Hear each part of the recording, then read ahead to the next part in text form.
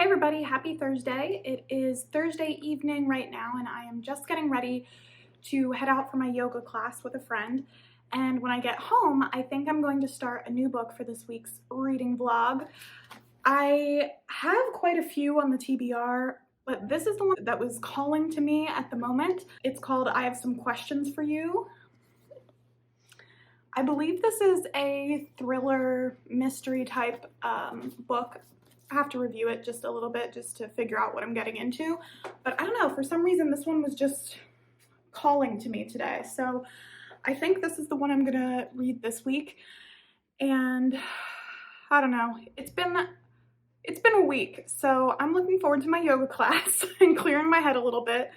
And then, like I said, when I get home, I think I'll probably pick this up and hopefully get a few chapters in and I can tell you, what we're getting into and what I'm thinking so far. Anyway, if you're new here, I'd really appreciate it if you would subscribe to the channel. It would mean a lot to me. We're trying to grow the channel, obviously, so we can have more people talking about books and having a safe place to come and hang out. So if you're interested at all, I'd really appreciate it if you subscribe to the channel or share my videos, whatever you want to do. But just know that I appreciate you watching even. It's a blessing to me. So thank you so much. I will talk to you all soon. Hi everybody, I just got home from my yoga practice and I am going to start reading. Oh, hi Josie. Brought us a toy? Anyway, I'm going to start reading I Have Some Questions for You and just get a little bit into it. I'm hoping to get maybe 3 or 4 chapters in just to kind of get an idea of what we're getting into. So I will update you in a little while. Say bye, Josie. Okay, I'm only 3 chapters in, but I did meet our main character and got kind of a basic idea of what this is going to be about. So our main character is Bodhi, and she went to this boarding school called the Granby School for high school. While she was there, someone in her grade named Talia was murdered, and someone was convicted, but there's a lot of speculation that that was incorrect and that something was covered up. And anyway, so she's thinking a lot about this murder, and she is a successful professor and podcaster. Granby, the school, has invited her to come back to teach a mini class. It's a 2-week-long class on podcasting and film. And so she's just arrived at the Granby School and has met up with a friend of hers who also works there and who also graduated with her. So they're kind of reminiscing on their time in school together and this kind of tragic senior year where Talia was murdered. So that is what this book is going to be about. And I'm assuming we're going to get into lots of twists and turns because it's a pretty long book. So like I said, I've been reading for a little while now and I'm only on to chapter 4. So there's definitely quite a bit to unravel here, but so far an interesting story. So I'm gonna keep going, but I will check in with you tomorrow. Good morning, friends. It is Friday and I am about a third of the way through. I have some questions for you. And it's been really slow to get started. I feel like there was like a lot of buildup and it was just taking forever to get to the point. But now that we're like a third of the way through it, I am enjoying it. It's just been very slow paced. So there's a ton of detail and a ton of information coming in, and that's why it has to be slower paced because there's just so much detail involved. But I would say I like how our main character Bodhi has kind of come up with her own theory about who has hurt her roommate Talia, and she directs the writing of the chapters towards that person. So she says, you did this, you did that, you must think blah blah blah. So she's writing as if she's talking to that person, and that's kind of a really interesting choice and something really cool that I think this book does well. But I would say it's slow to get into. So if you're someone who like from the get-go needs to be gripped, I don't think this book will do it for you. If you can have the patience to get invested in and read what all the details are and what's happening, I think you would really enjoy it. So again, I'm only a third of the way through. I'm curious to see where the story goes because, like I said, our main character Bodhi has some suspicions. I think she hasn't come out and said it exactly, but she has some suspicions of who she's talking to. I just feel like maybe that's too direct. Like there's got to be something else, you know, something that she's missing. Otherwise it would kind of be a very long book to already know who the culprit is, you know what I mean? For a mystery especially, like usually you don't really find out everything until the end. So I feel like this might be like kind of throwing us off our tracks a little bit, but I could be completely wrong. Maybe we already know who did it. Regardless, I am enjoying it and I will keep you posted as I continue to read. For now, I'm going out with Jack for a little bit. I'm going to get a facial later this afternoon. That's going to be heaven. And I think the rest of the day is going to be pretty chill as well. Just some schoolwork. I'll take you along for things as I can, but I will check in with you later.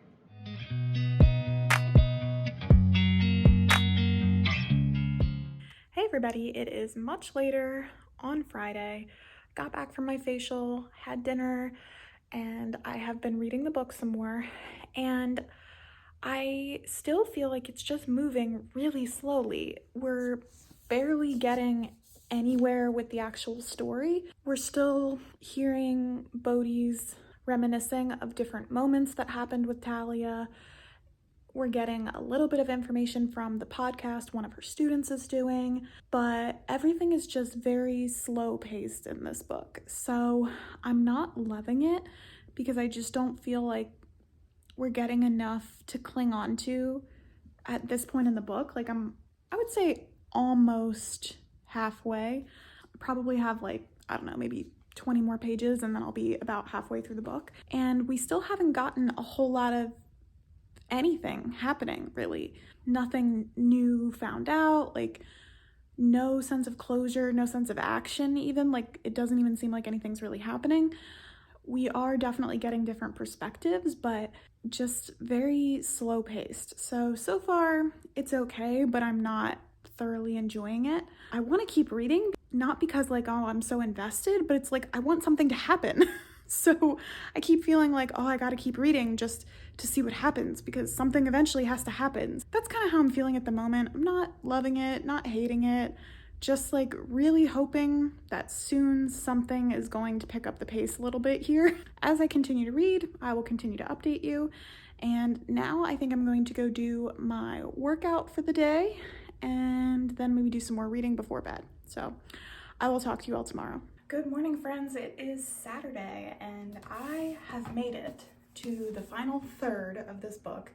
It is, I believe, split up into part 1 and part 2. So I finally made it to part 2 and part 2 is actually like the last third of the book. So I feel like we're finally getting somewhere. The writing has been so good, but the story itself has just been like a very slow build. We've gotten to see the narrator's perspective, so Bodhi's perspective, on basically everyone that could have committed the murder. A teacher, a friend, a boyfriend at the time. There are a few different kind of suspects, I guess, that she has in her mind. And we've gotten a chapter on how each one might have committed the murder. That's been very interesting. At least that's given us like a little bit of something to hold on to. Also, this book has so many important quotes and discussions about cancel culture, sexism, rape culture, and how all these things have kind of contributed to how Talia was perceived, how her murder was investigated, how the group of friends kind of even mistakenly pushed police a certain way with the investigation. I would say even more so than a mystery aspect, those sorts of concepts are really what's at the focal point and the front line of this story. Yes, it is a mystery, and I'm hoping we still get some closure somewhere in this part 2, but really it's also about those other things, and I think that's why it's such a slow build. Like typically we talk about, you know, slow burn books in terms of romance, but this is really like a slow burn mystery. We have learned very little. And we're finally getting to the point where I feel like we might get some sort of resolution, some sort of closure. Even if it's not what we're looking for, I'm hoping we get something. That is where I'm at with this book right now. I have a few things I have to do this morning. Grocery shop, I have to go to CVS to pick something up, and then I will be home and I will keep reading this book and I will let you know what I think. I'm hoping to finish it today, so let's hope for a good resolution so that we can kind of save this book and give it like a nice star rating at the end. So far, it's just been very slow paced, and like I said, I think much more focused on those themes that I talked about rather than the actual mystery, if that makes sense. I will talk to you all later. Hey everybody, I just got home from grocery shopping and I thought you might want to see what I got for the week for our groceries. This will basically cover 2 meals, like 2 dinners, and then all of our lunches and all of our breakfasts for the week. So I still have some stuff frozen, so I didn't need stuff for the whole week of dinners. This is just what 2 people in our household go through typically in about a week, so I thought I would show you what I got. Okay, so starting off with snacks, the Welch's fruit snacks, my fiance really likes, and they were on sale 2 for $5, and I had a $1 coupon, or I think it was $1.25 from coupons.com, so I was able to get that for a little cheaper. These are also his snacks, sour cream and onion chips. They were on sale 2 for $5 as well. And then same with these on the border tortilla chips he really likes. Those I had like a personalized coupon for. I didn't even know that was a thing. My grocery store had it for like $2.50, so I got that. Shredded cheese, because we're gonna do like turkey nachos this week. These are my protein waffles that I like for breakfast. These are salad kit. Then we've got ground turkey, salmon fillets, buns, because I'm thinking ground like turkey burgers, maybe like half the meat, and then turkey nacho type things with the other half of the meat. Then I got 2 different cereals, this one for like breakfast, and then this is my granola that I put in my yogurts. We've got baby carrots, green grapes, 2 Roma tomatoes, 2 avocados, this rice pudding stuff that I really like.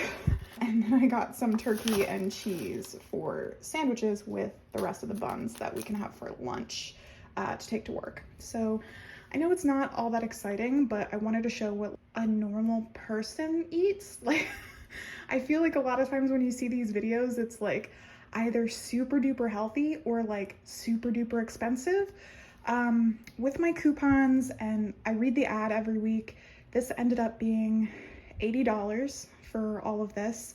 And then I also was able to submit to a couple of rebate apps for like $6 back on like this cereal and the lunch meat that I got. So it actually ended up being about $74 for all of this. So again, like some of these snacks will last longer than the week, obviously, but anyway, I just wanted to show what I was able to get and give you kind of a rundown of a week's worth of breakfast, snack, lunches, and like 2 dinners. So anyway, this was my grocery haul for the week. Hey everybody, I just finished reading this book. I have some questions for you, and I gotta say, this was a difficult read in the sense that it didn't have a super heavy plot line that really drove the book because something exciting was always happening. This book was quite slow, and I kind of think that was the point though. This book really, if you're a fan of true crime at all and you listen to any like true crime podcasts and stuff, you'd probably understand that, especially with a lot of like unsolved or even some that are solved but questioned past cases, it's very rare that, you know, the person who was convicted is ever like retried, that they're granted another trial, or that, you know, they get released or anything like that, even if new evidence comes up. And so this book felt very much like a true crime podcast that you listen to and you listen to and you listen to, and at the end there still isn't really any resolution, because there isn't resolution. We still don't know exactly what happens. And I think that this book plays reality in that sense really well. So if you like that, I think you would like this. That said, if you go into this book thinking at the end you're gonna know this, that, and the other thing, not really. You have, you know, your gut feeling, and I feel like that's what happens with a lot of like true crime podcasts and stuff as well. Like, you know who did it, at least in your gut, but that person may or may not ever go on trial for the crime. So it was definitely like a very realistic read. But if you're looking for fast-paced mystery thriller with you get the guy in the end, I don't think you're gonna get that from this. So for me, going into it, that's what I thought this was gonna be. So for me, I didn't particularly like it. I would give this maybe like 2 stars. It was, like I said, not that it was poorly written. This is incredibly well written, and a lot of the themes are super relevant. But if you go into it thinking that it's going to be like a thriller where at the end you know what's happened, that's not really the case with this. So I would caution you to like purchasing it if that's not something that you think you would like. Now, if you're someone who like really likes to think and question, and you're more interested in the societal kind of commentary, which is really what this book is about, then I think you would love this. For me, like a 2 going into it, because it's not what I thought it was going to be, but I'd say I'd still give it like a 3 total, now understanding what I know about it and what I believe to be the point of the book. Not my favorite, not the worst. I was hoping for something a little bit more like gripping for, you know, my mystery weekend read, but we've got plenty more on the TBR, so this one wasn't my favorite, but I've got lots more coming up, and hopefully we'll find something that better suits me. But yeah, I think that's the end of this vlog. I am going to get ready for bed, and oh, hi Josie. I wanted to fill you in on the end of this book and let you know what I thought, and I will talk to you all soon. Thank you so much for watching this video, and I hope you'll subscribe to the channel if you enjoyed it. Bye.